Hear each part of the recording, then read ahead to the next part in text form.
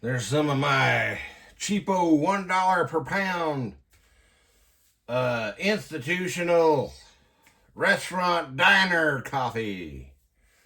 That, some people call, there's a certain kind of coffee called diner, they call it diner coffee because it tastes like what you get in a diner. What you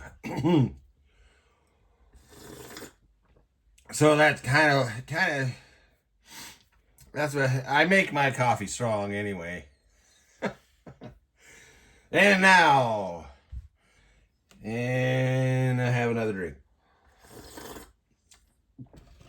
And so, thinking about combining an Airfix kit, old Ancient Airfix kit, because of the rivet detail, with the clear parts and maybe the engines and nacelles of the Minicraft kit,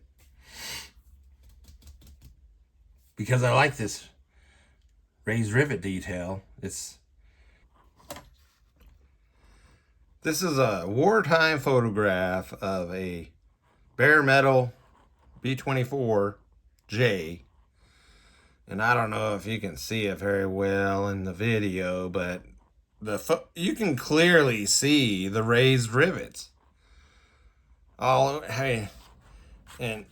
even Airfix got this kind of triangular thing here. They even got that with the and by the way, this is a weak point. This aircraft had a major structural weak point right here, especially on water landings. His nose would just go whoop, and down it went. Anyway, yeah. So there's plenty. I've got plenty of old books about the B-24, and the raised rivet detail really stands up on the bare metal planes. Really stands out, and that's what I don't like about the Minicraft kits I have. There's no rivet detail at all. And